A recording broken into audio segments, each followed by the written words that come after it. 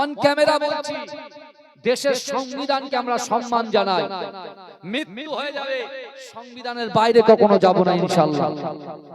কারণ বিশেষ করে প্রশাসন যে গাইডলাইন আমাদেরকে দিচ্ছে, আমরা যদি সংবিধানকে মান্যতা দিই, তাহলে প্রশাসন যে গাইডলাইন নিয়ে আসছেন, এই গাইডলাইন মেনেই কিন্তু আমাদের চলতে হবে।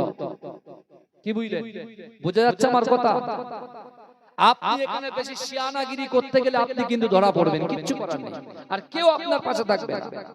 আমার অনেক মা বোনেরা পর্দার মধ্যে বসে আছেন, কিন্তু আজকে আমার ভাইটা তার বাচ্চার একটা সংকল্প নিয়ে তার আকিকার জন্য এবং তার বাপের কবরের মাগফিরাতের উদ্দেশ্যে আজকে যে জালসাটা কায়েম করেছে, বাবাজি এই আমার সামনে পিছনে ডান দিকে বাদিকে কবরস্থান আছে না নাই? কথা বলে। কবরস্থান আছে। ওই কবরস্থানে যারা কবরে শুয়ে আছেন, ওই কবরওয়ালার বাড়ি থেকে তার নাতি, তার পোতা, তার সন্তান, তার স্ত্রী, তার পুত্র পোতারা যারা এই জান্নাতের বাগানে, in the boundary piece of paradise, এই জান্নাতের বাগানের ভিতরে ওয়ায়ুসাবিহুনাকা ওয়ায়ুহামিদুনাকা ওয়ায়ুকাব্বিরুনাকা, যারা সুবহানাল্লাহ বলছেন, আলহামদুলিল্লাহ বলছেন, আল্লাহু আকবার বলে তাকবীর দিচ্ছেন। বিশ্বাস করেন এই জান্নাতের বাগানে আমরা বসার জন্য ওই কবরওয়ালার কবরে আল্লাহ অটোমেটিক সওয়াব পৌঁছে দিচ্ছে। জোরে বলুন না সুবহানাল্লাহ। এই জোরে বলবেন না, চিৎকার দিয়ে হবে না সুবহানাল্লাহ।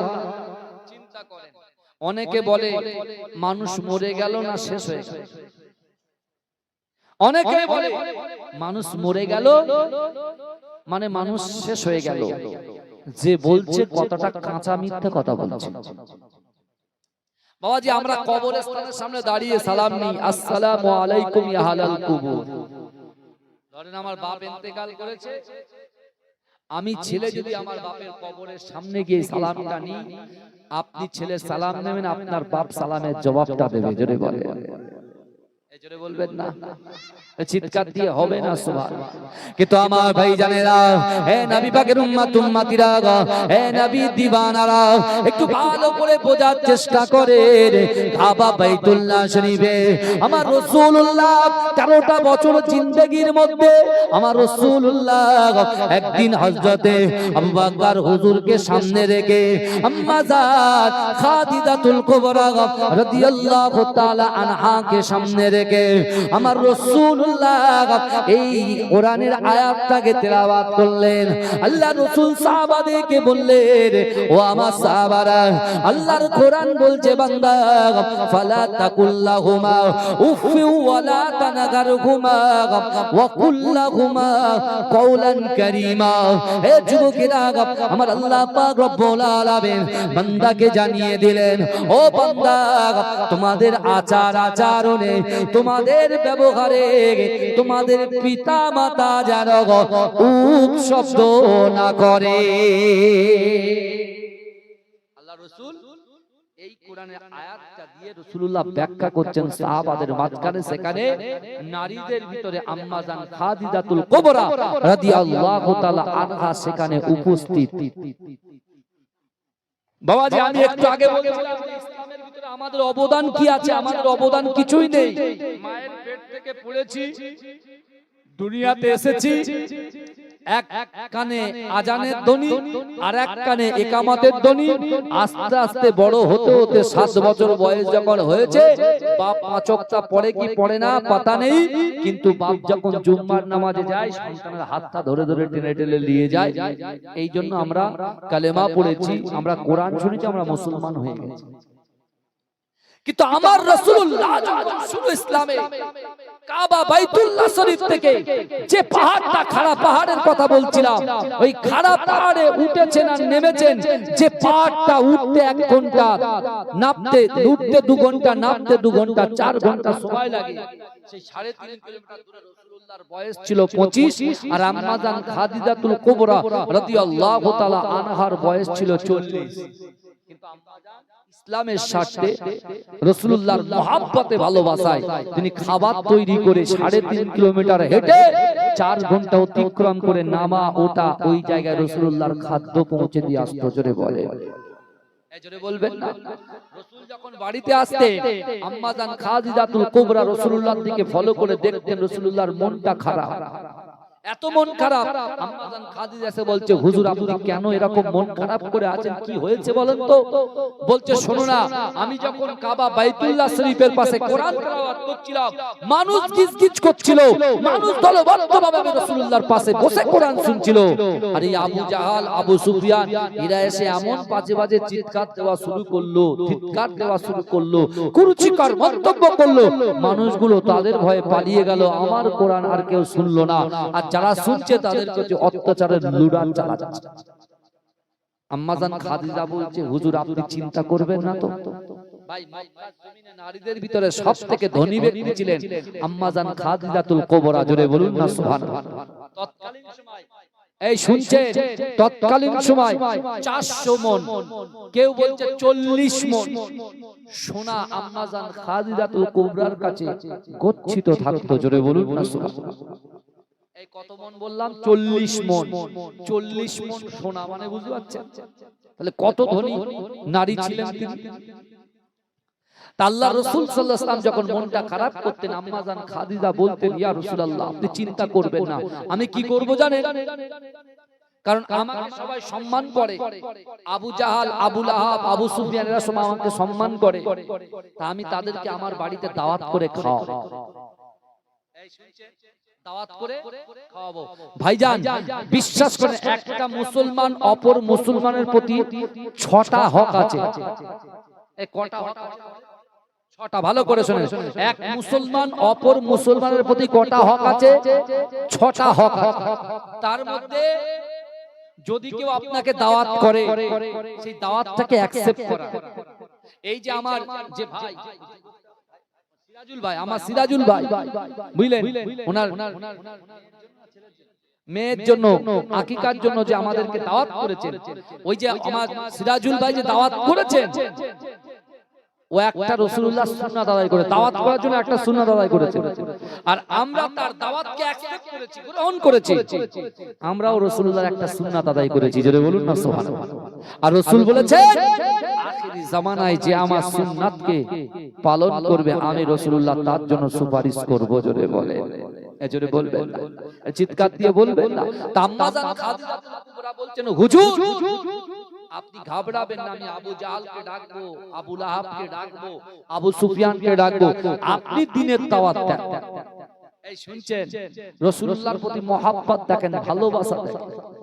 আর আমরা রাসূলুল্লাহর উম্মত, আমরাও যদি এই পথে হাঁটতে পারি তাহলে আমরা পৃথিবীতে কোনো শক্তি আমাদেরকে পরাস্ত করতে পারবে না, কখনো পারবে না। কারণ আল্লাহ দেখেন, এই এখন যে আমরা টেনশন কিচ্ছু না।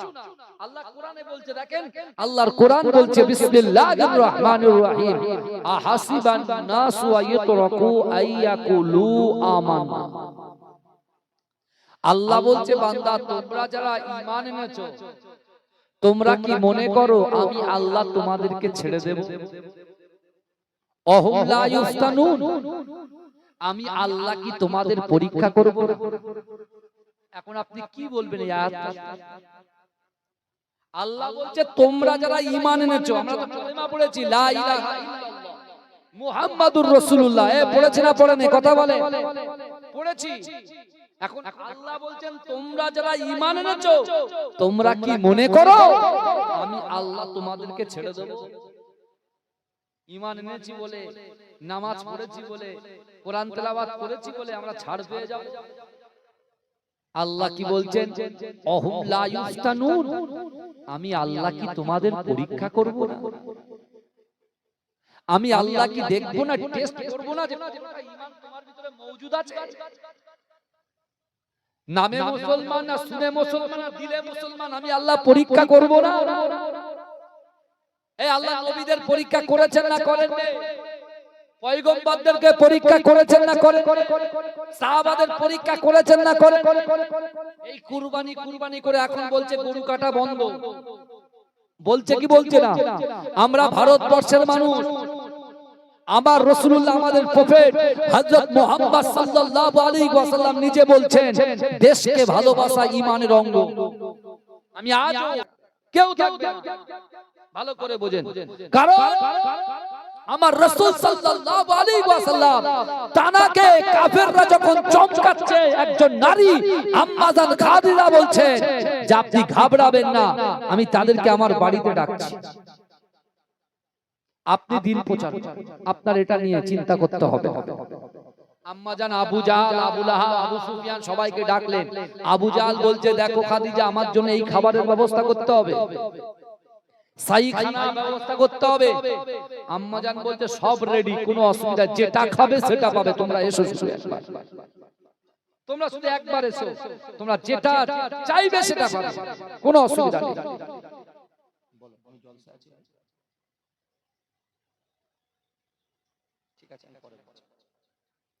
আমার বাবা ভালো করে তা একে একে সকাল হয়েছে, এই আমরা মেহমান এসেছি আলহামদুলিল্লাহ, কত সুন্দর আমাদের মনোরম পরিবেশ।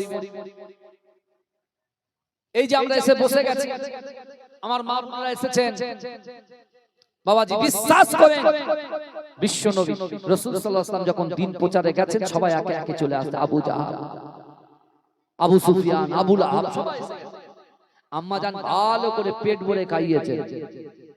পেট ভরে খাওয়ানোর পরে আবু জাহল বলছে তাহলে খাদিজা আমি আসি, কেন আবু জাহল তো চালাক লোক, ও তো জানে যে আমার কোন একটা জায়গায়, ঠিক জায়গায় একটা বাঁধনে তুমি আটকে দেবে। তা আবু জাহল যে ছটফট করছে, আম্মা জান বলে দাঁড়াও, খাওয়া দাওয়া তো হলো, একটু কথা হোক, একটু আলোচনা হোক না, তা কি আছে। আবু জাহল তো আলোচনায় বসতে চাইছে না, আর আম্মা জানও ছাড়বে না। আর যেহেতু আম্মা জান খুব রেসপেক্টেড ম্যান, বুঝতে পেরেছেন, তিনি কি করলেন, সাইড কি হয়েছে, বলে তোমার মনে হয় আমি কিছু প্রশ্ন করি, তোমরা জবাব দেবে, বলে বলেন, বলে বলো তো দেখি এই মক্কার জমিনে সবথেকে সুন্দর ব্যক্তি তোমাকে কার লাগে।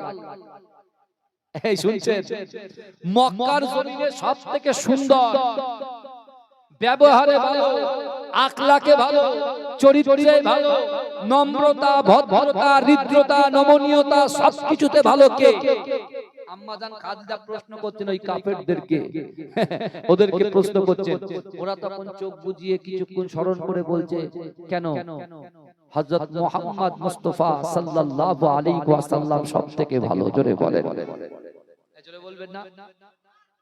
বলছে সবথেকে শিক্ষিত সম্পন্ন ব্যক্তি মক্কার জমিনে কে? বলে কেন আব্দুল্লাহর বেটা মুহাম্মদ মুস্তাফা সাল্লাল্লাহু আলাইহি ওয়াসাল্লাম।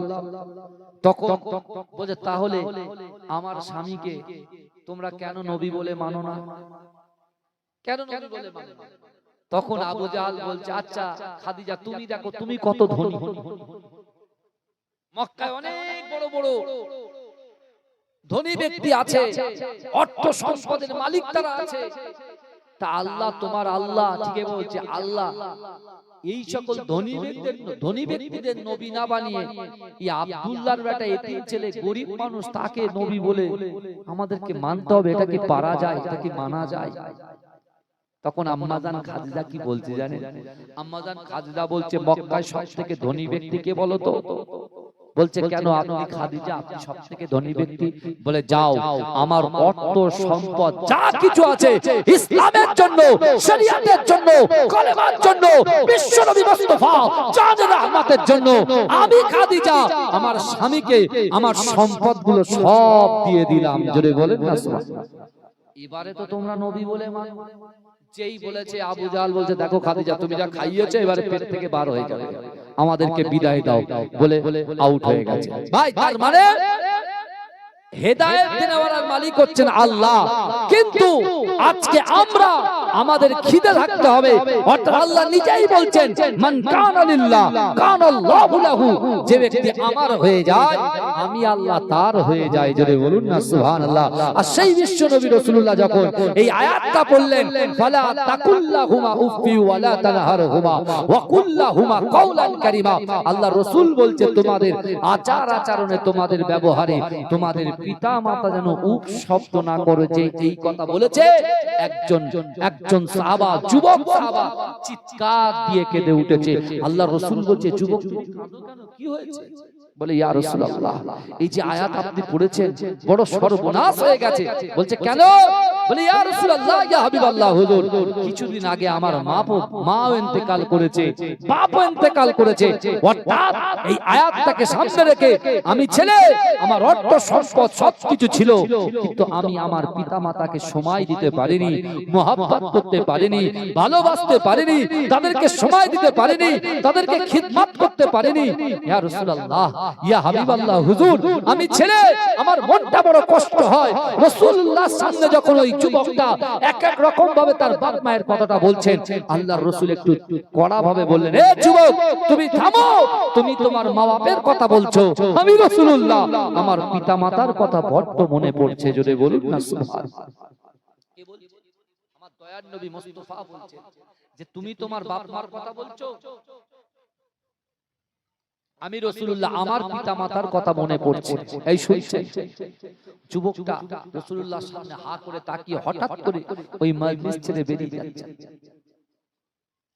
ওই যুবকটা মজলিস ছেড়ে বেরিয়ে কিন্তু আমার ভাই জানেরা, হে নবী পাকের উম্মত উম্মতিরা, হে নবী দেওয়ানারা, বিশ্ব নবী রাসূলুল্লাহ সাল্লাল্লাহু আলাইহি ওয়াসাল্লাম ওই যুবককে বলতে লেগেছে, ও যুবক কি ব্যাপার, তুমি কেন এই মজলিস থেকে ছেড়ে চলে যাও? না না না, কি হয়েছে বলো? বলছি, ইয়া রাসূলুল্লাহ, হাবিবাল্লাহ, মা বাপটা যদি বেঁচে থাকতো তাহলে আমার মা বাপকে একটু খিদমত করতাম, মা বাপের কাছে গিয়ে মা বাপের পায়ের কদমটা ধরে একটু টিপে দিতাম। ও যুবকেরা, মা বাপ যদি বেঁচে থাকতো মা বাপের কাছে গিয়ে সময় দিতাম। ও যুবকেরা, বিশ্ব নবী রাসূলুল্লাহ সাল্লাল্লাহু আলাইহি ওয়াসাল্লাম ওই যুবককে বলতে লেগেছে, ও যুবক তুমি বলো বলো, তোমার মৃত পিতা মাতাকে কি তুমি খিদমত করতে চাও? তুমি কি মৃত পিতা মাতাকে খিদমত করতে চাও? হে যুবকেরা, হে নবী পাকের উম্মত উম্মতিরা, আল্লাহ রাসূল যখন এই কথা বললেন, ওই যুবকটা বললেন, ইয়া রাসূলুল্লাহ, হাবিবাল্লাহ, আপনি বলেন মৃত পিতা মাতাকে কি খিদমত করা যায়? আপনি শুনছেন তো নাকি?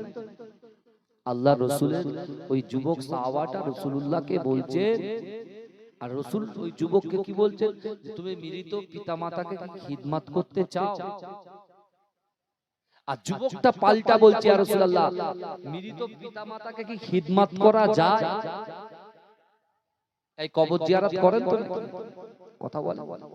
সে শবে বরাতের দিন যান, তাই না? আল্লাহ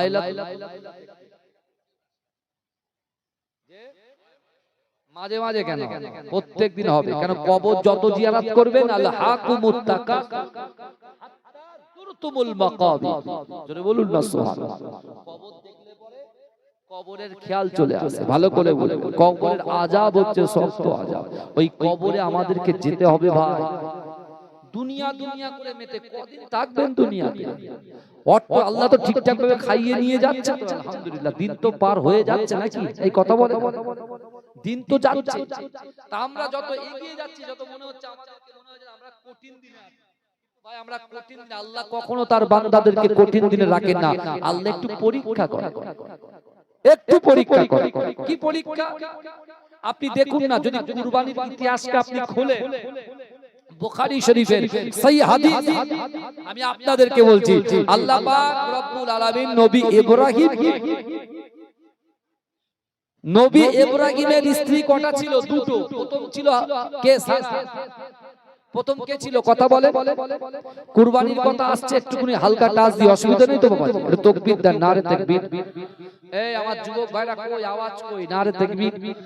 আমি বলেছি না ক্যানিং এর মতো আওয়াজ দেবেন, নারে তাকবীর। মাসলাকে মুজাদ্দিদুল জামান বলুন জিন্দাবাদ। এই জলসার শ্রোতা সামিন মণ্ডলী বলুন জিন্দাবাদ, নারে তাকবীর। কারা কারা রাসূলুল্লাহকে ভালোবাসেন হাত তোলেন। এই আমি যখন হাত তুলবো জোরে সুবহানাল্লাহ হবে তো? ইনশাআল্লাহ বলেন। আমি দেখবো কিন্তু ভাই, পরীক্ষা করব কিন্তু। ওই হাত নামান দেখি, গলার আওয়াজ, হাত তুলে সুবহানাল্লাহ বলেন। আবার আবার কত সুন্দর দেখেন তো। এইরকম যদি ইমাম মানতেন ভাই, তা আমাদের মাথার উপরে কালো ছায়া আসা তো দূরের কথা, কিছু আসতো না। বুঝতে পারছেন না? বলে কলে প্রত্যেক জায়গায় আছে, বলে কলে পড়ে কলমা পড়ে। বুঝতে পেরেছেন? তা মাশাআল্লাহ ভাইজান, আমরা আল্লাহকে খুশি করতে এসেছি বলেই হাতটা উঠছে। আর এখান থেকে বাইরে গেলে কি হবে আল্লাহ জানে। তাহলে আমি যখন হাত তুলবো জোরে সুবহানাল্লাহ হবে ইনশাআল্লাহ। দেখি আর একবার ট্রাই করেন বাবাজি, একটু দেখেন আপনার পীরের আওলাদ এসেছি। চলে